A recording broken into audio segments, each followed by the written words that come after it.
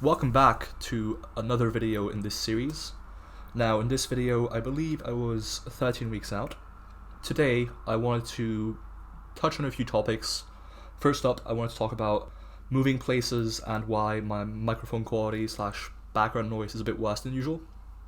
Secondly, I want to talk about how to modify training while traveling and or using different gyms. I want to talk about how to minimize risk of getting ill while traveling. And finally, I wanted to talk about my thoughts on how prep has gone so far and how I've enjoyed it and how I think it'll unfold as I go forward. So first up, I have recently moved places, so I now live in a different apartment, which has meant a bit more life stress than usual, higher need than usual, and worse sleep, which hasn't been ideal. And at the same time, I have also moved to a different neighborhood in Southampton, which means there's now a bit more background noise, as you may or may not be able to tell. I now live closer to a busy road, which means, just a bit louder in the background. You might hear some traffic, in which case I apologize. I'm going to try and figure out a solution to make the audio as good as it can be. But so I recently moved places, which has meant a bit more life stress and stuff. But hopefully the microphone quality should be acceptable and well within listenable. Next up, I wanted to briefly discuss how to modify training while traveling and or using different gyms. So in a few days from now, I'll be going to Greece for 10 days for holidays, which is why if you're a client of mine and you try to book a check-in during that time, you might struggle to find some available times, because it's my first holiday in, I want to say something like a year and a half.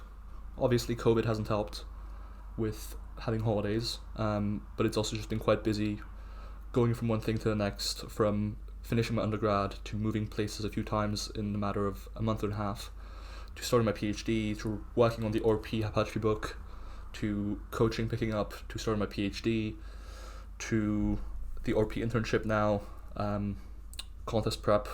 It's just been a lot of stuff going on, and now moving places again. And so I've moved places now, and I wanted to discuss how to modify training while traveling. So I'll be going to Greece in a few days from now for 10 days, and traveling is not very good for training, basically. Traveling, generally speaking, makes your sleep a bit worse because you're not sleeping in the usual conditions, and oftentimes, if you're doing things right, your sleeping environment at home should be quite optimal. So stuff like your sleep hygiene, where your bedroom is quite dark, it's quiet, it's cool, you like the mattress, you like the bedding, etc. That should all be optimized when you're at home. Whereas when you're traveling, that can all be quite different and suboptimal. And so typically when you're traveling, your sleep gets worse. In addition, it seems like deadlines or meetings and that sort of thing generally do cause stress.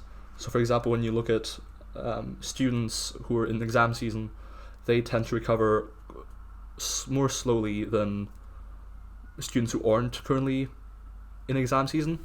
And so it seems like in general, things with deadlines that are a bit stressful make recovery worse. And I think that also applies to traveling, where because you have to take flights, generally speaking, flight schedules might not be the most ideal for sleeping either, where oftentimes flights take place overnight, especially if you're booking cheaper flights. Overall, it just contributes to having worse sleep and higher stress than usual. And finally, depending on where you travel to, there might also be some jet lag, which again isn't ideal for sleep and typically isn't ideal for stress either. And so overall, traveling just makes your recovery a lot worse, which means if you want to still optimize your results from training, you're likely going to have to make some modifications. You can't just train with the same amount of volume as you usually would, because then if your recovery is worse, but you're still training with the same volume, you can overtrain or can overreach for a few days and under-recover, which means you could have to deload early to make up for the excess fatigue, or it just means, for example, you get injured, or you're just not making as many gains as far as muscle growth goes as you could. And so overall, it just means you have to make modifications for training while traveling. You also typically are using different gyms, so unless you're traveling within your own city somehow, in which case ignore what I'm saying because it doesn't really apply much. But almost always you'll use a different gym with different equipment and just a different setup in general, which also means you're going to have to make some modifications to adjust your program to make it as effective as it can be. Generally speaking, for using different gyms, what you're going to want to do is find similar but effective exercise selection options. So let's say for example today, I train at a different gym, which you'll see in next week's video. I train at a different gym because I was training with a friend, and I had to do some hack squats, but the gym I was training at was a powerlifting gym, and it did not have a hack squat. Instead, it had a pendulum squat. Now, I was able to substitute pendulum squats for hack squats, but that was only because the pendulum squat machine was quite a good machine. It was able to give me a good SFR and accomplish a similar goal to what the hack squat would have. And so in this case, replacing hack squats with pendulum squats was a good option. However, there are certain cases where I remember training in this one bodybuilding gym, for example, which shall not be named, where the dip station, so where one does dips, was so unstable and basically broken that it was coming off the wall. And while I could have, persisted in doing dips as my program called for, I instead decided to do another exercise, because trying to do dips there would have given me such a poor SFR that trying to mimic the exercise I was usually doing would have actually been a worse choice. And swapping out that exercise for something else, like for example a dumbbell press or a tricep extension, may have actually been the better choice, because the dips would have had such a poor SFR that it just wasn't worth it. But most of the time, what you want to do, provided the SFR of that exercise is good enough in that gym you're training in, you want to substitute that exercise for something similar that trains the same muscle groups, accomplishes a similar goal, ideally has a similar weight system. So for example, if you're usually doing high bar squats and using certain plates, and the gym you're training at now has those same plates, try to use those same plates, just because that makes it easier to ensure you're training with sufficient load, weight, etc. And you can actually check whether or not your performance is improving week to week. Whereas if you're using different plates, a different bar, etc., it can be harder to assess recovery because you're not actually sure how much you're lifting relative to how much you were lifting last week. So in general, try and keep things the same. If you can't, make substitutions that make sense if the SFR is good on those new exercises. And if you can't do that either, then try and find exercises that accomplish a similar thing but also have a good SFR. For example, if you can do dips in your other gym you're traveling to right now, do dips. But if the dip station is bad or it doesn't have a dip station, try to find a similar exercise that accomplishes a similar thing.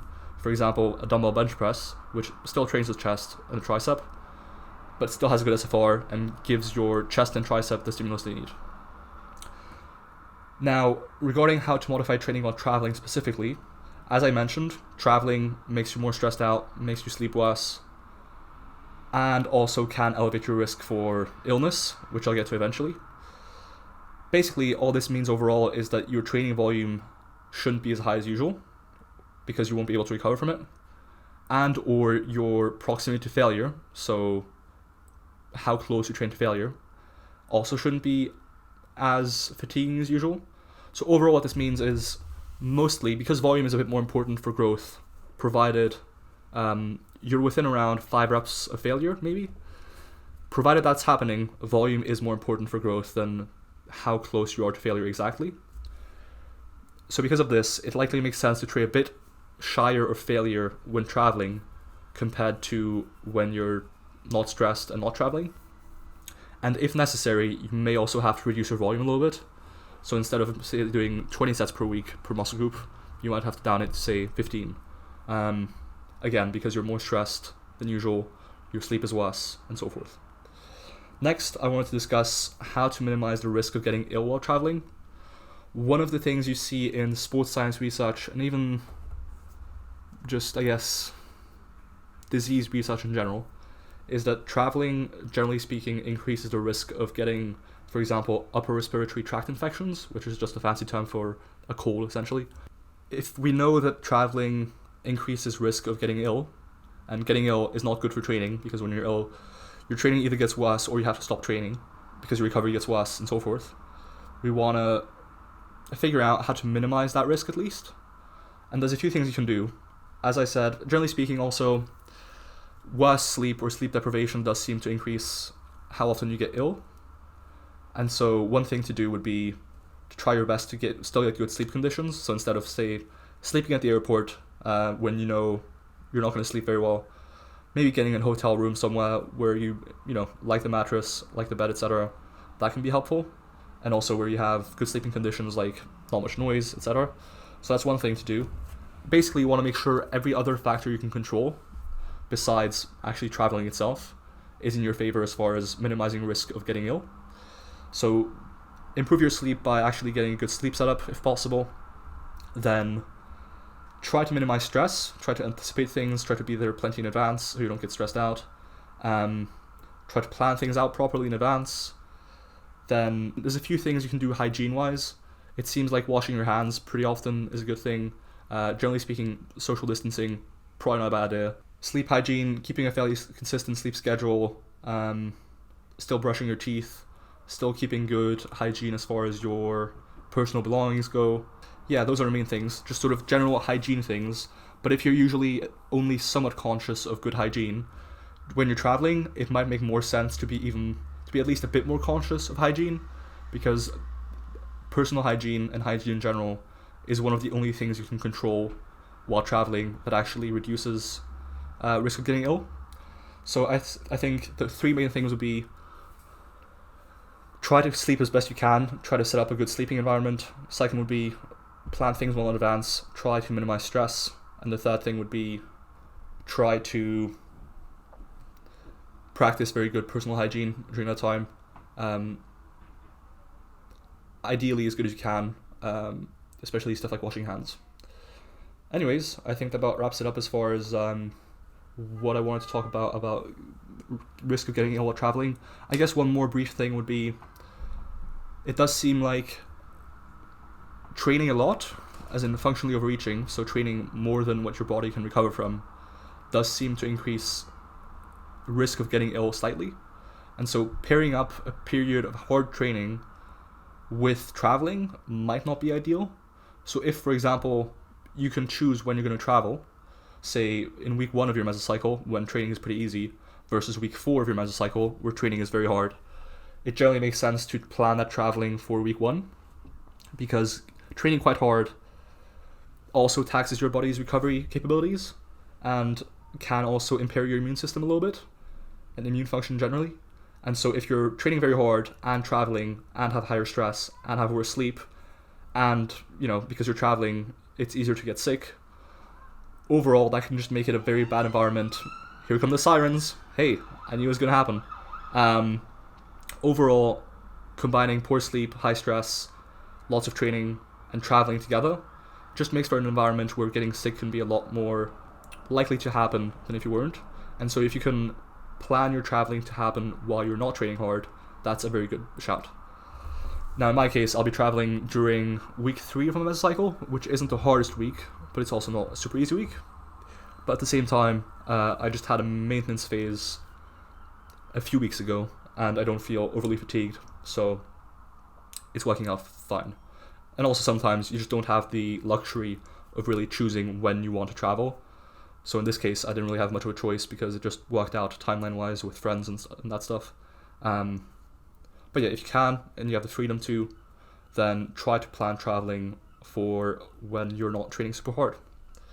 Finally, for the rest of this video, I want to talk about my thoughts about how prep has gone so far, how I've enjoyed it, and also my sort of posing plans going forward.